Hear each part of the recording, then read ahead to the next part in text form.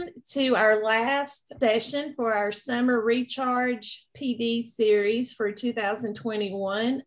We are happy to have you here with us today and hope that we have something to share with you that'll help you get your class up and running for the new semester. So with me today is my esteemed colleague, Zach Corder. Hello, Zach.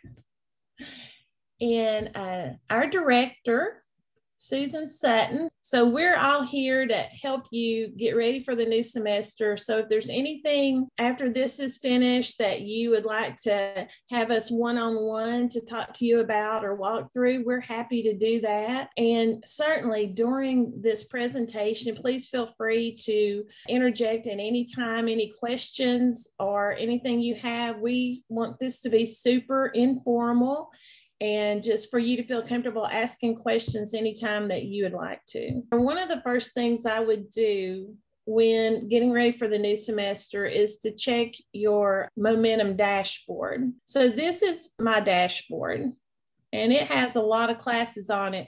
The thing about the dash will stick with the last semester you were in. So say if you were set the last time you accessed was for fall 2019, it's going to say fall of 2019 when you first log in. So just be sure that you find fall of 2021 to make sure that you're in the right semester. So I could be here, but I want to make sure that I'm here. So the right tab. Then the next thing is look at your class list in your new class and make sure it matches your class list and banners sometimes. And it doesn't happen very often, but we will have an occasion where not all of the students got put into your class. So if we can prevent them from trying to log in the first day and that class not being accessible to them, if we can take care of that before that happens, we would really appreciate the opportunity to do that. And then if you notice on my board here, I have multiple sections, and these are just pretend sections, but multiple sections of INFS 1010. So I can have the opportunity to get with CTAT and have us combine those classes. So instead of going to each individual course, I can put them all together in Momentum and treat them as one course. And that saves a lot of time with posting grades or posting materials, any type of interaction you have with your course, that'll save you time. So if it is realistic for you, that we can always combine your courses for you, save you some time. Once the courses are combined, and for your new course, we can also copy from a previous course. We can do that. CTAC can do that for you if need be, or you also have the ability to do that for yourself. And the really neat thing about that is, let me just pop in there and show you. Joan, have you ever copied a course from a previous semester? I haven't. You helped me last year to set up our master course for me for 1710. Mm-hmm. And I'm going to need to move that over. Oh, good. Okay. Well, then this might be really timely for you then. Yeah. So to do that, and I popped right over a part I wanted you to see. So if you saw, I went into edit course, and then I went to import, export, copy. And your edit course menu might be set up a little differently than mine is, but it's just know that it's edit, copy, course content. So and we have directions on that for her too on the website if she wants them.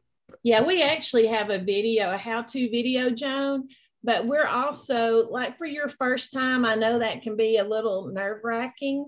So for your, first time, second time, third time, we're happy to jump in there and help you walk through doing that too. Okay. Okay, so here I am on import export. I'm going to go to search for offering, and ideally, and in the video, you'll see, can you guys see that select course offering screen? No. Okay, hold on just a sec. Let me change my share type. Bear with me. While she's doing that, Joan, I'm going to tell you what I always do, because I'm always afraid if a faculty member has me copy something, I might copy the wrong thing. So if you go find the course that you want to copy from and write down the CRN number and, you know, just the information about that course so you have it in front of you.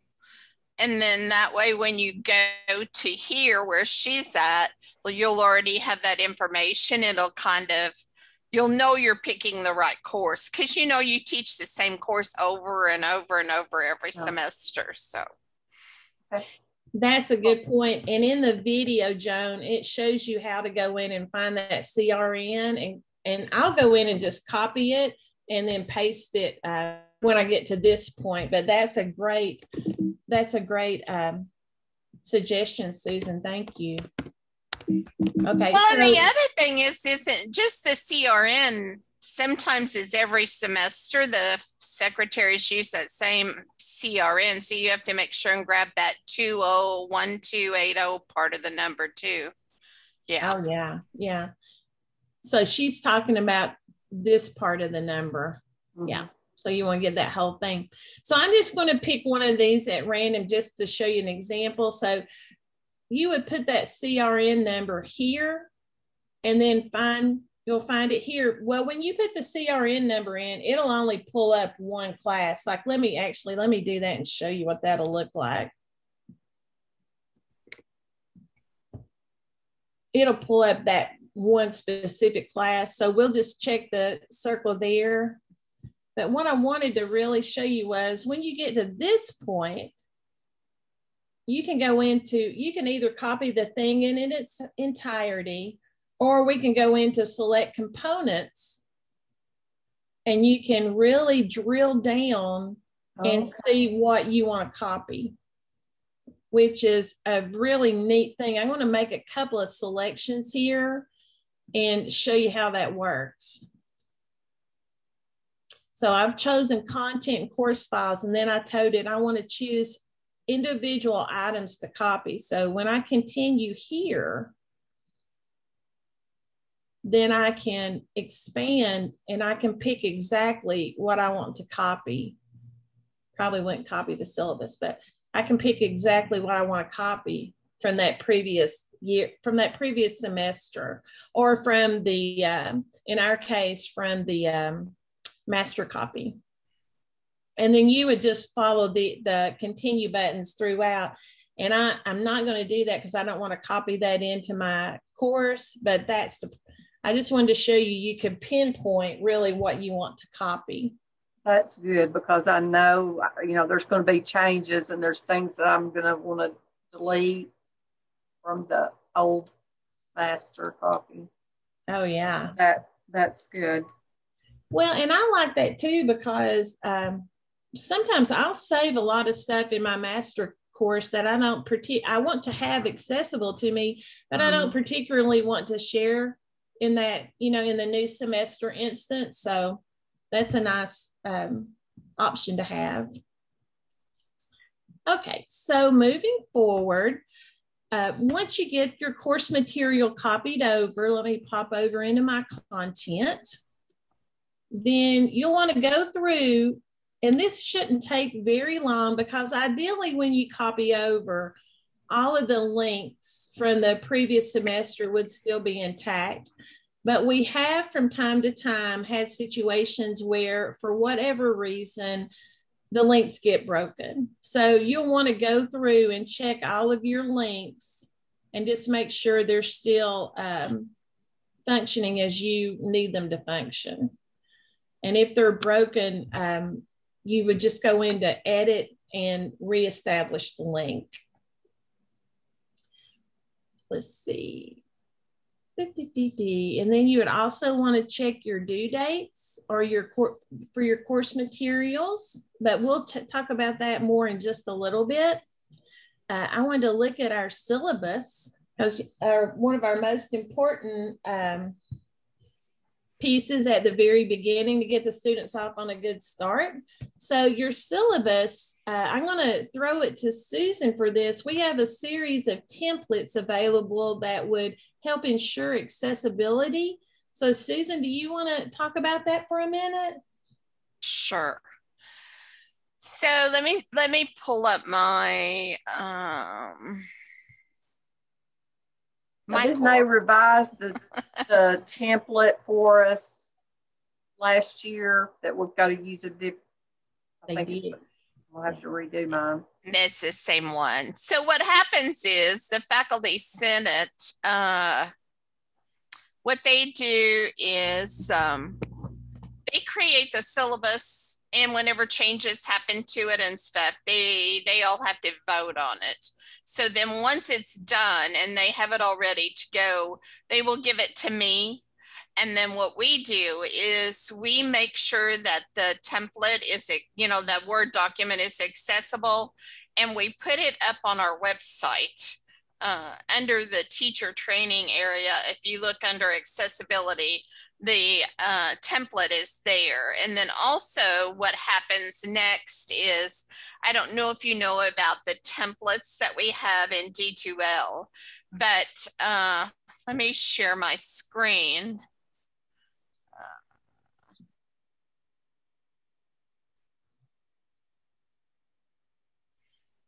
So in D2L, a lot of people don't know about these, but we try to advertise them. But as the years have gone by, people forget about them and stuff. So if I'm in course content area and I want to have a specific HTML page, we have like different pages that can do a lot of different things. We call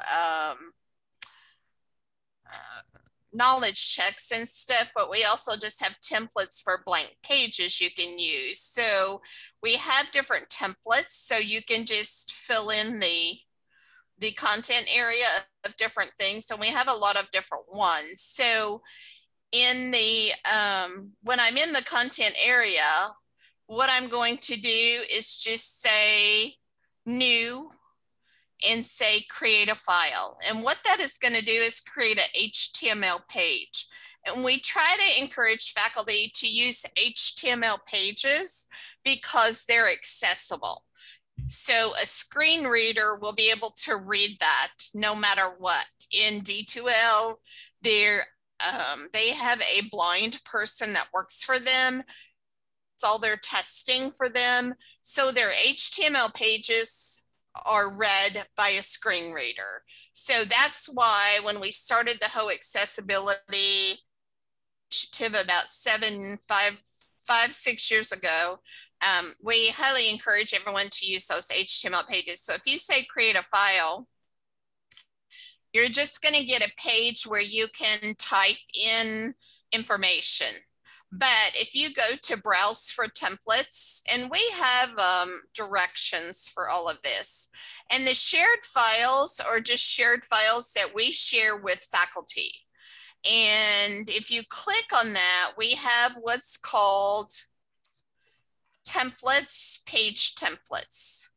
And they're page templates, there's a lot of different page templates in here. You'll see there's Tennessee eCampus templates, and those templates are there because a bunch of faculty teach for Tennessee eCampus, and they really liked those templates that they created. And so we put them there for them to be able to access those, but you are more than welcome to use those also.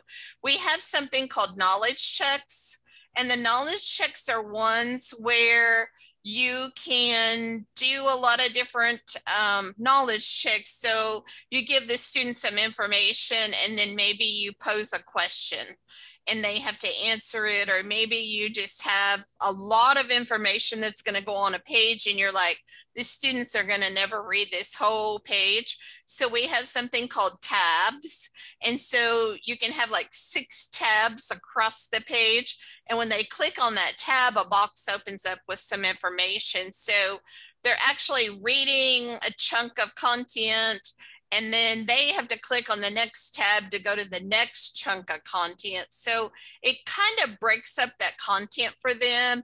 They're more likely to read it. And then the ones that are ordinary blue, notepad, modern red, and contemporary are older templates that we created a long time ago. And if you want to choose one, what you would do is click on the little button and say add.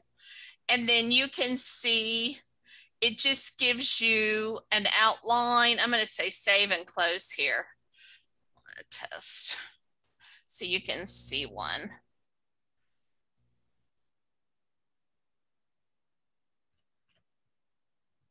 And what it gives you is a place to fill in content. So you could put your picture up here. They've just put some content in, and then you can fill it and change it. So the templates are just a whole bunch of different ones, but in there, we have the ones for the syllabus. So anytime a syllabus changes, we go in and we change all of these templates. We actually have some daylight templates, which are the newest ones. Have some really great stuff in there with just different things like I showed you before. I mean, they're all different. You just have to check them out. But the biggest one is Zach, I thought we had a syllabus in the daylight one. Maybe scroll to the very bottom when you get in there. Is it in? No. It's at the very bottom if you scroll down. Oh, I didn't scroll far enough. So you'll see the ones that are marked RSCC approved daylight syllabus templates. So those are all templates that are the syllabi. So you're just going to click on the little button and say add. And then this is the syllabus that is accessible, and you're just going to fill in your information. And all the rest of it is all what's required by RSCC to have for your syllabus. And I think, Misty, did you create that image? It looks similar to one I did. Zach might have even improved upon it. I'm not sure. I didn't know who created the image, but the image is there. And if you wouldn't want that image to be there, all you would have to do is just click on it and delete it, or you can put a different image there if you want to. But it's just in every one of those templates, there is a page with the syllabus. The thing I like about the templates are they're really kind of bright, lighter. The older templates are a little more darker, and that was because before we had that theme that everything was red and black and gray. But when we went to daylight, I just thought it was really nice to have those brighter looking kind of templates to show. But like there's notepad, so it looks like a notepad if you choose. Well, let's see, the syllabus is always down here towards the bottom. But a lot of faculty like to use them just to change the look of the pages some. I've got that in my INFS course, and I just like the theme all the way through. Oh, yeah. So they're pretty easy to use. So. Yeah, and it makes it a lot easier for them to read. That's nice. Yeah.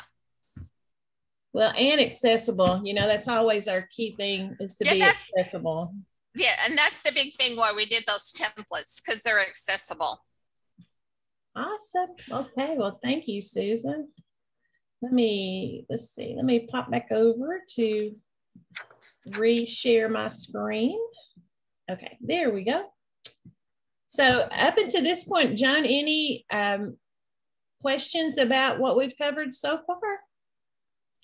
No, I'm just going to have to play around with it. Well, but I think that one of the things we really want you to keep in mind is this is a quick overview. So, Right. if you have time, your schedule allows, we're happy to meet one-on-one and dig deeper into this with you too, and, slow it Right. down, because if you're anything like me, like this is like a speed read. So always reach out to us. And we Sure. have these videos individually on our website too. We can always send you. Okay. That's true. That's true. We Okay. do have a playlist, right? I think we got everything in a playlist now. So like all the how-to D2Ls are in a playlist. So Yeah, on YouTube. Yeah. All right. So so we've got that done.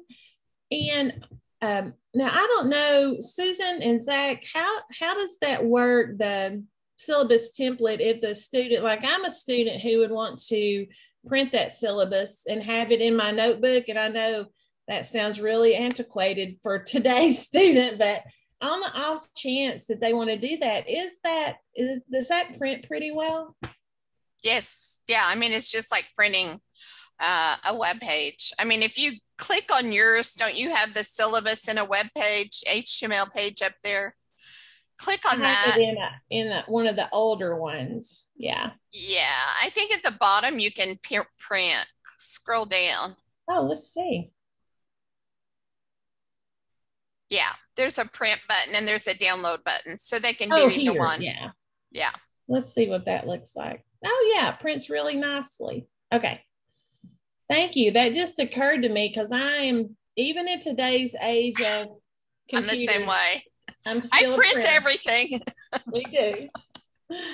Okay, so then the next thing, after we've gone through all of our course materials and checked our links, we would also, Joan, I don't know if you're teaching face-to-face or remotely or a combination, but we would also always recommend that when you finished updating all of your information, then you practice going through that course with your computer that you're going to use for the semester. And if possible, if you've been notified about any system upgrades or updates that need to be made, you go ahead and do those before the semester begins. And not wanting to put fear into anybody's heart, but anytime we do a system upgrade on our computers, like your operating system or whatnot, there is the ever so slight of chance that something could render your computer unusable for a little bit of time till you get it fixed. So we would always encourage you to make any type of updates before the semester starts. Okay, and then the last thing we wanted to look at is another very important element, the grade book. So when you've copied the course material over, and actually, let me go back to quizzes first. When you've copied your course material over, you want to go to your testing area if you test online through your Momentum course, and you want to update your test dates. So we would go in and edit it and go to restrictions and do our updates for our testing dates. At this time, we would highly encourage you to review any accommodations you receive for your students and go ahead and plug those in to the special access area on your quizzes and tests and Dropbox assignments if applicable. So that way you're starting off, everybody, you've got all these little things out of the way before your semester begins. We would also urge you to go in, if you use Dropbox and you use Turnitin associated with any of those assignments, that you go ahead and go in and make sure that Turnitin is still activated. I believe 9 times out of 10 it is, but there's always, anytime we copy something from a previous semester, we do want to go in and check and make sure everything is working the way we expect it to work. And then lastly, if you are testing and you use HonorLock, so you're testing remotely, they have the option for testing off campus, then you would need to go into your assessments and reactivate HonorLock for that testing instance, because HonorLock is not going to reapply itself when we copy from one semester to the next. Okay. So that makes it a pretty short session, but my last thing is with your, and we say this almost every session, but if you're teaching online, we would highly, highly encourage you to, and I'm preaching to the choir, but I've not done it for my course yet, but I need a new video, so I've not done it, but we would highly encourage you to create a video, at the very least a welcome video for your students, because research has shown if they could, even an online student, if they can make a connection to the faculty member by seeing your face, by hearing your voice, that means something to them. It gives them a higher level of attachment to your course, if you will, for lack of a better way to say it, but it makes it more real than them just seeing printed material that they need to do.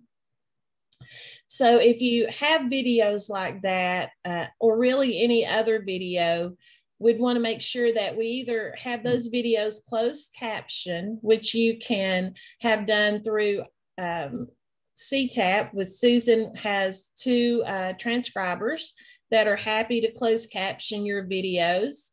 You also have the ability, if you record them in Zoom, Zoom will automatically create a transcript, which is also an accessibility or accommodation factor as in lieu of closed caption. But the thing in Zoom is I would give it an 85 to 90% accuracy, depending on your accent. Like sometimes it has trouble with me because I have a pretty thick, East Tennessee accent, but you always have the ability to go in and edit that transcript, and then you can copy and paste it into your course to accompany that video. Have you had experience with that, Joan? Yeah. It has trouble transcribing me. Yeah, it does me too. Misty, can I share my screen just for a second? Absolutely, please. Okay. I was just going to show her because I do that in my course. So can you see that? What I did was I said, look at all my announcements, because once a week I make an announcement. So at the beginning of this semester, I have that little welcome video, and then I just tell them to go to the content area. And then some weeks I will, let's see if I can find one. I'll just make a quick little video. And when you're doing that in the announcement area, like some people make a video every week and it may just be a minute long, but you can just go to insert stuff, and there's something called video note, and add a video note, and you just it's that easy. You just say new recording, and I'm recording myself right now, testing. I say stop, and then I'll say next, and I have the chance to watch it and listen to it in case I don't like it. I can redo it. And then the best thing to do is click this, because it does automatic closed captions for you. And then you say next, and I can watch it. It's like rendering right now. But once it renders, and then I can just put it in there, and the students can watch it. And I like to do those because like some weeks I have, they have to use Pearson, and there's always weird things on the Pearson website that happen. And I just have to say, oh, don't forget whenever you use Pearson this week in Excel, there's a misprinted page or whatever.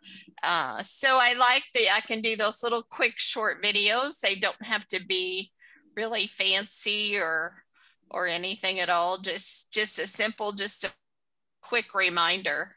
And then the other thing that I really like that I've been doing, and on the homepage, I have changed over to that activity feed. I changed the name of it to Brightspace Tweets, but it's just a place where you can text students. And I really like that. And my students like it because I can just, what I do, a lot of people say, well, you should remind them every week about the assignments that's due. And I kind of am on the fence because I'm like, they need to be grown up and they need to learn to, keep a schedule and know what's assigned. But then I think, well, I probably should remind them so they're more successful. So this way I can just tweet really quick. Don't forget to assignments due on Friday at 2:00 or something. And I don't have to go into email and do the whole email thing. So I like it because I can just really quickly type in there a sentence and send it off. That's a great idea.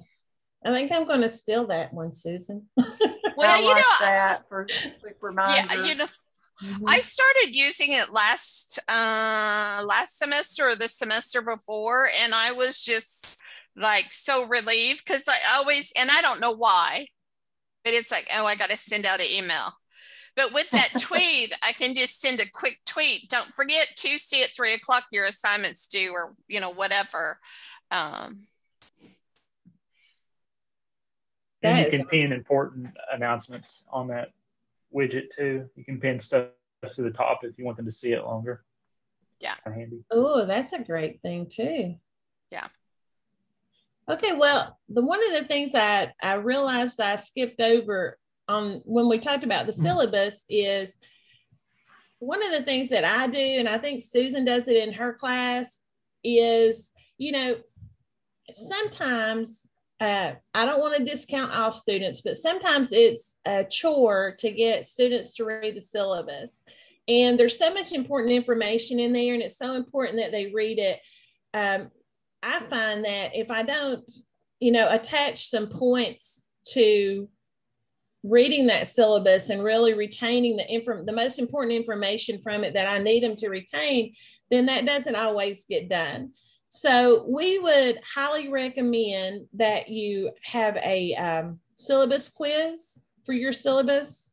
And I don't know where my syllabus quiz is, but it serves two purposes. So it gives them that accountability in the form of points. And then also for LDA, we had that switch in reporting LDA.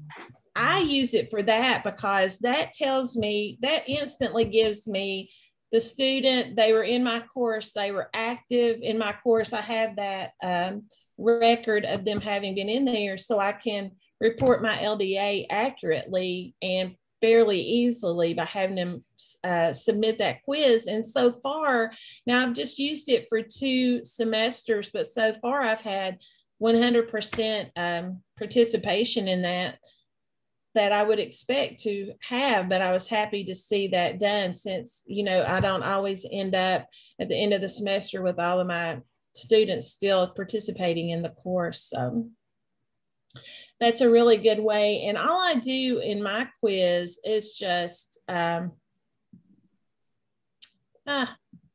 just checked that this morning and I saw it in there. Are you in the right course? Well, sometimes I go in the wrong course. I thought I was in let's see. Well, I just have like 10 questions that are pinpointed on the information that I am most enthusiastic about them retaining from that syllabus. So, due dates, where to find them, projects that are due, and so forth. So, and ways to contact me is very important for me. And I do have a portion in there where I have them watch a video about how to send email to me. it's really email etiquette, because I'm a bit of a stickler about that. When they send me an email, I want to have a full understanding of what they're asking me. So I even put that video information from that video in there on the quiz as well. But it is a nice little opportunity for an extra point or two on a assignment, because if they successfully complete it, I give them a point or two to add to an assignment that maybe they didn't do as well on as they wish they would have. And then I have my instant LDA reporting. So that is about all I had for us today, but we have plenty of time for questions. If you have any questions, we're happy to stay here and work on anything with you. Okay. You started to say something about gradebook earlier, and then you went to quizzes instead. Was there something you were going to talk about gradebook? Thank you, Joan. I was. So in gradebook, when we copy from semester to semester, it should 99.9% of the time, everything will stay connected. Let me choose a different course, because let's see.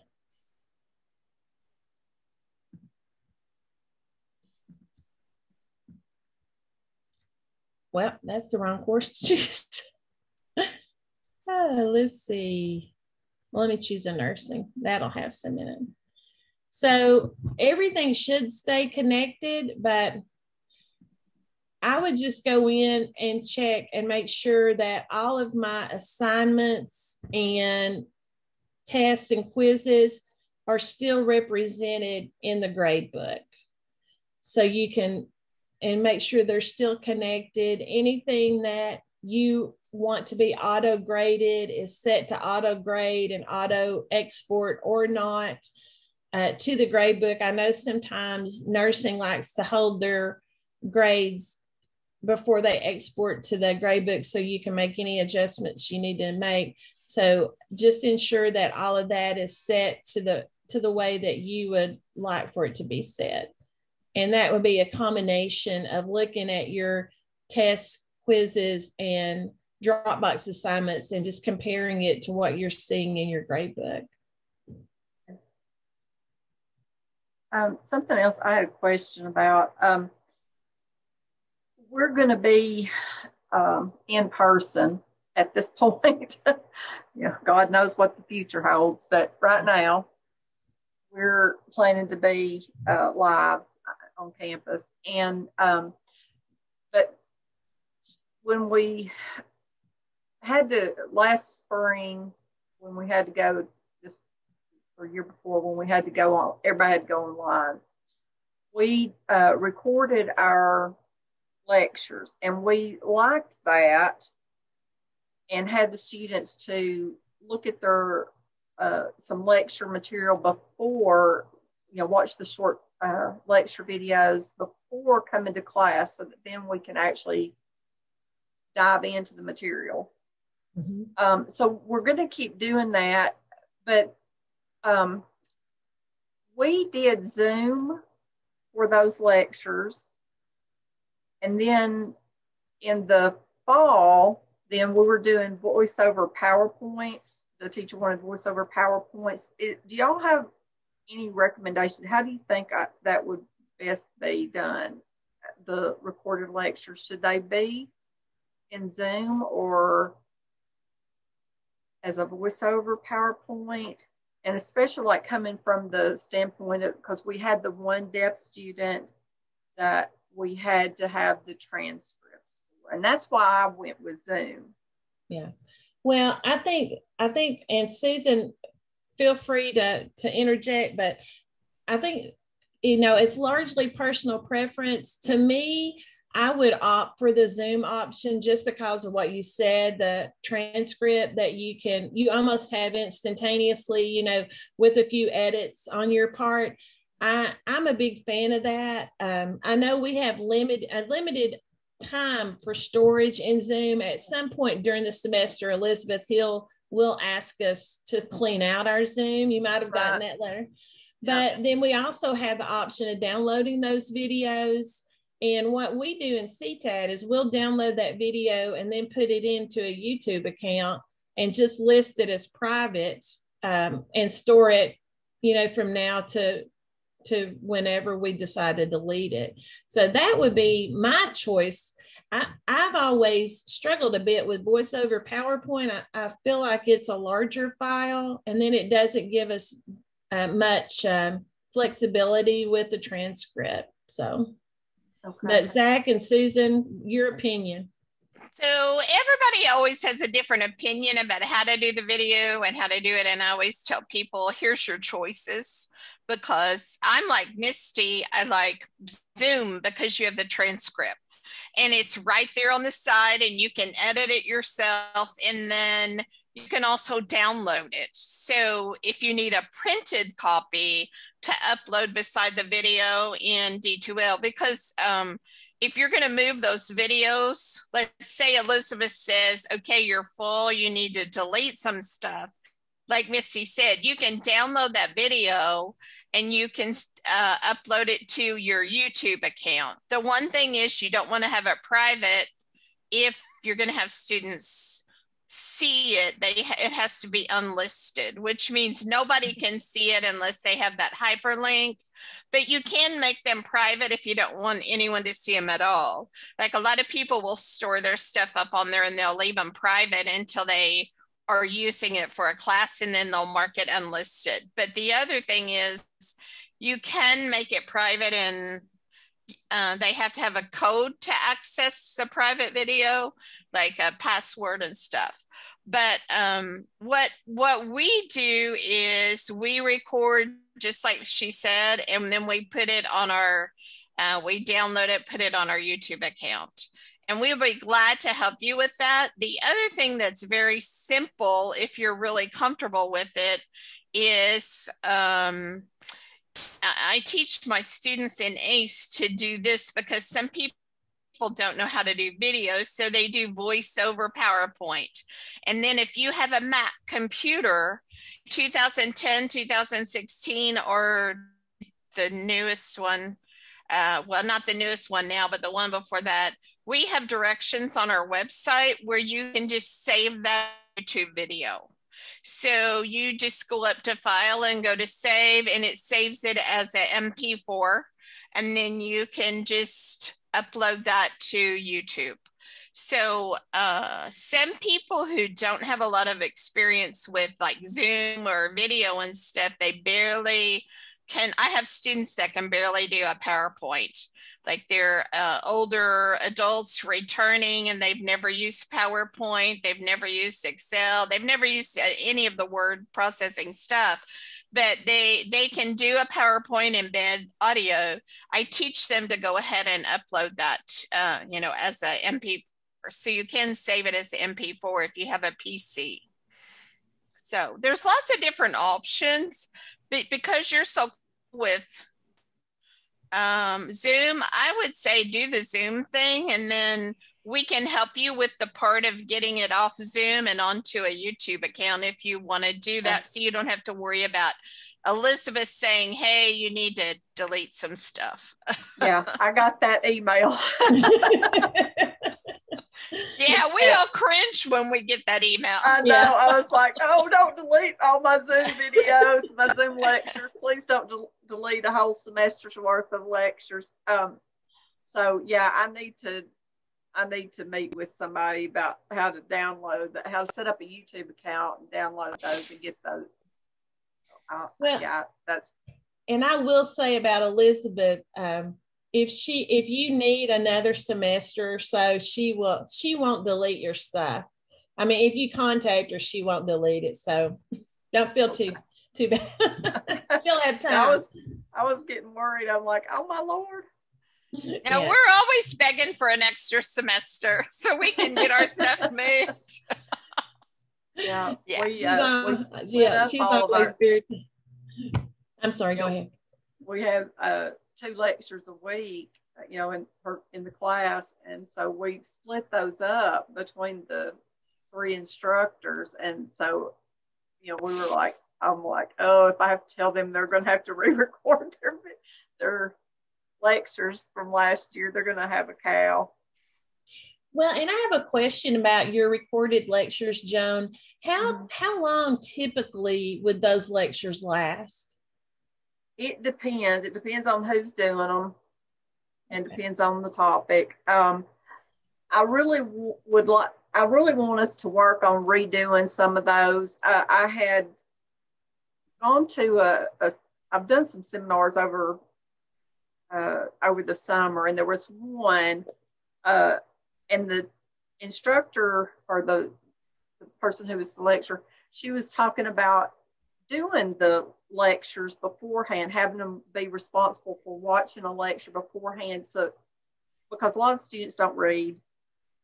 And so at least they will have been somewhat familiar with the material when they come in, so that we can really start to really dig into it. But she was saying that they need to be like 20 to 30 minutes tops. Yeah. And I know some of ours are probably hours long. Well, remember some of them being like 3 hours. Yeah. That's a long time ago. Yeah, and that's too long. I mean, if you're asking a student to sit and watch a 3-hour lecture and then come to class for 2 hours, that's too much. Yeah. They're not going to do that. Well, and that's one of the things I thought that we had noticed. You know, I've worked with several nursing faculty, and one of the things that we would look at for you guys is just like, I think the road that you're getting ready to take is, after you've recorded the lectures, you don't have to record them in segments, but maybe record that. Well, a couple of different schools of thought to break the videos up into like 15 to 20 minute segments, and then use that great tool that Susan talked about earlier, the knowledge checks. So you take them from the video and have them do something active in the module, and you highlight, the information from that video that you most wanted them to remember. And then they can go to the next module either at that sitting or at the time of their choice. So that's one way we could address that.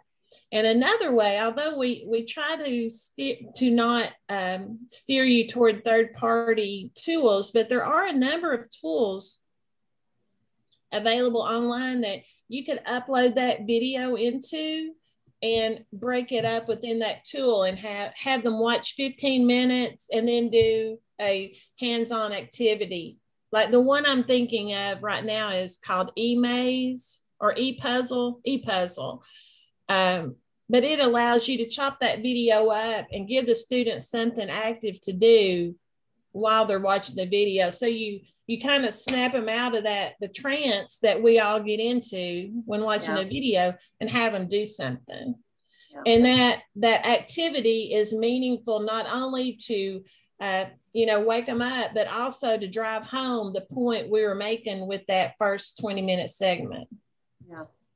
So, and we'd be happy to work with you. Huh? I said, thank you. I agree. That's a good idea.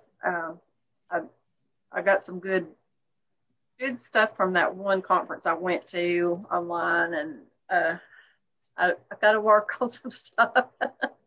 Well, when you're talking about that, school starts.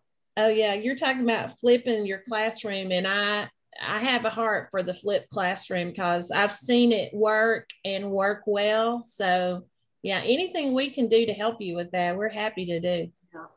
That's really what we started trying to do this past year, is working more toward flipping that classroom. But the students have got to come in prepared. They've got to read. They've got to watch some lecture or something.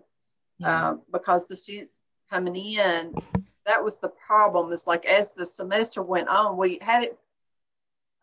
all were doing more of the flipped classroom at the beginning, but as the semester wore on, more and more students were coming to class totally unprepared, and you can't really. Well, we have some strategies for that. Okay, so, I need some. How did you make them accountable? I'm curious. Did you have them be accountable in any way for watching those? No. It's kind of like the syllabus conundrum with me. You have to attach points to it. So a couple of different things just off the top of my head would be a quick, not one of those knowledge checks for points rather than just for practice. And I had a professor in grad school. We came in the door and there were two or three questions right out at the very beginning of class. And, you know, if you couldn't answer it, then, well, number one, I felt, and not that this was a bad thing, but, you know, you're held accountable in front of all your classmates. And that was a huge driving factor. And then second was she had a very coveted award if you could answer the question, and that you could skip a homework question, which was huge for that class. But, you know, or then third, you could attach points to it because, like it or not, I mean, I would love for every student just to be driven to succeed from that internal drive, but sometimes we have to make it external. It has to be a points question. Yeah, I would like to do that. The problem is it's going to have to go before our curriculum committee because right now we have, since I've been here, it's just been, they have 4 tests and a final, and that's their grade. Yeah. There's no points anywhere. They don't get any points for anything. They're very strict in the nursing department about the curriculum and the points and stuff. So what you could do, a lot of times what we recommend, I used to teach the flipped classroom years ago when it first started. And what I always recommend is either make the students, like she said, come to class with some questions answered, or either come to class with some questions. So they read the material, they have to bring 3 questions to class that need to be discussed. And then that way, you know how when they come to class, they're supposed to know that knowledge, you're going to dig deeper into that concept. So you bring 3 questions, we're going to discuss those today. And those 3 questions have to be posted on a Jamboard with their name. Like you get a little Post-it note and you write something. So I would have to put Susan Sutton and my 3 questions. And then they're all up there for the whole class to see. And then you can see, you have that Jamboard to look back at later, who posted and who didn't. And then, you know, I don't know how you would do it because you can't get points, but you could do in the grade book, complete, incomplete. And so they're going to see all those incompletes. So at the end of the term, semester, I always tell my students, if you're on the fence on like, oh, you might get a B, but you're a half a point away from a B, I'm going to look back and see, do you have a bunch of incompletes? Well, you didn't do what you needed to do, so I'm not going to bump you up to the next point. I know you guys can't do that in nursing because it's so strict, but even just seeing those incompletes, sometimes it's an incentive for them. Well, but also the students are going to see that they didn't do the work. Yeah. The other students in the class. And another way, if you can't award points, you could do like a first 5. So the first 5 minutes or even 10 minutes, if you can afford it, of the class, you pick at random someone to teach that topic. And they never know who it is. That's kind of what we've been doing. It's something along those lines, is that they have to, but we put them into groups and small groups. They have a little bit of time to work together, and then they're presenting the material. And then I'm filling in the blanks and clearing up muddy points. I got to go. I just got a text. I have to go to that other meeting that's always Tuesday at 11:30. Thank y'all so much. I appreciate it. Well, they're going to stay helpful in here. I just have to leave. This was really good. Well, I would never want to not embarrass a student, but just drawing from my own experience as a student, if I knew I had the potential to have to present, it was a huge driving motivator to have that material well covered. But if we can help you with anything along the way, we're happy to do it. Well, I will be, not this week. I've got some family coming in to visit, so I'm kind of working on getting things ready for that. But next week, I'm going to spend the week just really hitting it. So you'll probably hear from me next week to get some. Like I said, I've got to get my master pulled over.